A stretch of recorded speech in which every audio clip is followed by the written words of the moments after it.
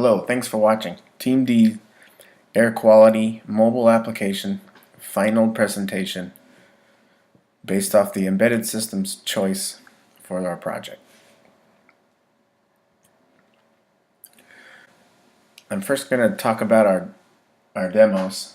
I'll talk about our air quality prototype, and then I'll discuss our architectural prototype in the object-oriented programming language we've all come to love, Java. Okay, here's our project mobile app prototype created with Pencil. I'm going to go through our click-through and just show you our final UI prototype. Here's our login page. It's very simple and clean looking. It's what the user wants. You can enter their username and password and log in, and if they forgot their username or they're a first-time user, they can click and they'll be directed to a page to fill out that information. Once you log in, you'll be directed to the home page. Here we have our 5 buttons showing the 5 measurements. In the center, the measurement value will be displayed along with a link underneath for a see detailed description. The menu bar on the top gives you a few options: settings, profile, and home. One thing to note is the circle will change color depending on the levels of the measurement.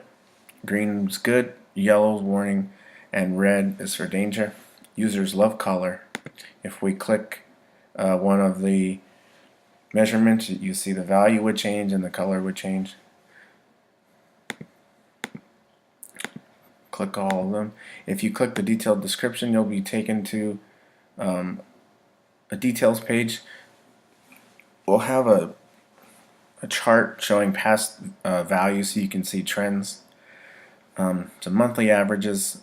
We'll also have a description, maybe an ideal range. We have a home button to take you back to the home. Here we have a settings page, and here you can change the levels, the warning and danger level of each measurement. If you want it to notify you sooner or later, you can do that here. If you click the profile option, it takes you to some user settings. You can change some of these settings. If you save, the profile has saved successfully. Notification. Home will take you back. Let's see.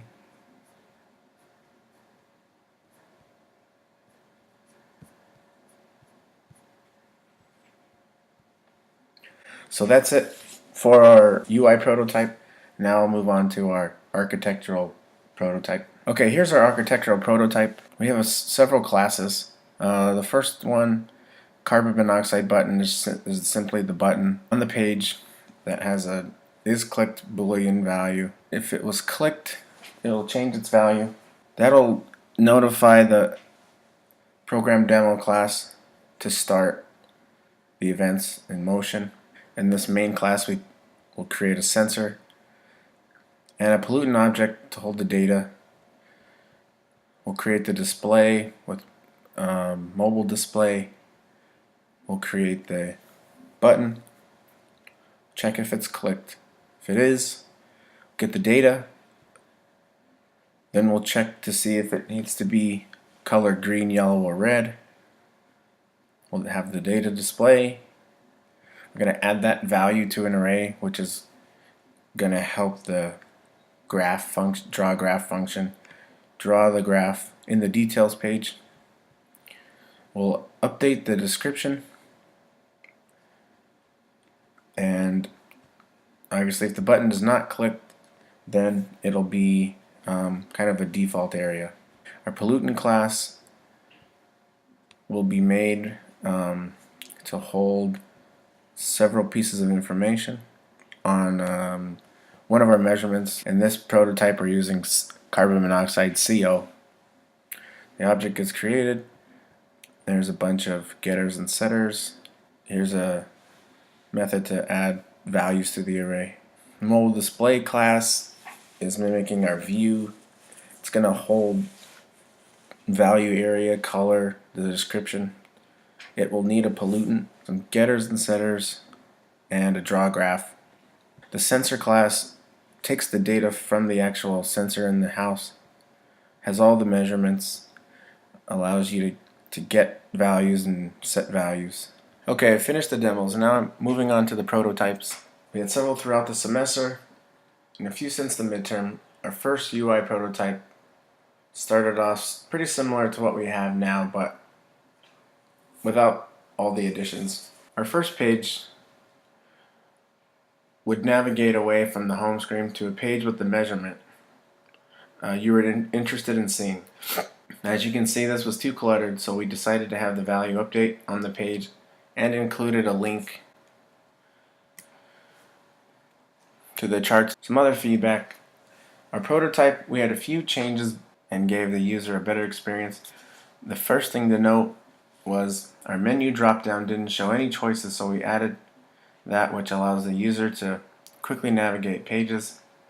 Another thing to note was on a version prior to our final, we didn't have a home button in the drop down menu.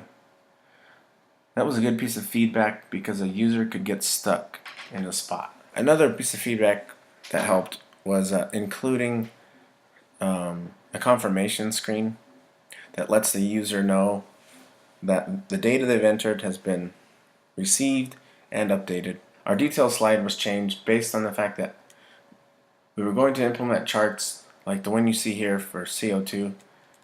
It was a good idea in theory, but it was best to eliminate because it was more than necessary. We decided a user needs to see only so much information. We didn't want to overload, and pertaining to the chart specifically, simply showing the CO2 value and if it's yellow, red, or green was all that user cared about. Color incorporation is very important to us because it's important to our users. A great piece of feedback we received was to eliminate the development of the actual in-home sensor. We were kind of doing both simultaneously. This device would read the values from in the home. It was best to skip for now and focus on our mobile app.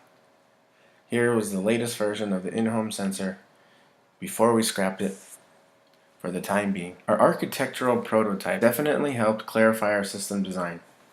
We were able to look at the system and see it in an MVC type model. Sensor class acted as our model as it had all the data from the sensor in home. The mobile device was our view and it was where our data would be displayed. Our controller aspect of the system was fulfilled by our pollutant class, which performed its job of taking the data, passing it to the mobile display view. Our motivation to build this particular prototype was that this use case is very common to our application. Once we finish the case of pressing the CO button, we can move on to the other buttons. For the project status of our air quality monitoring device, we're currently trending on track. We were able to complete a third iteration of our UI design. We have been able to apply most of the design concepts that we learned throughout the course.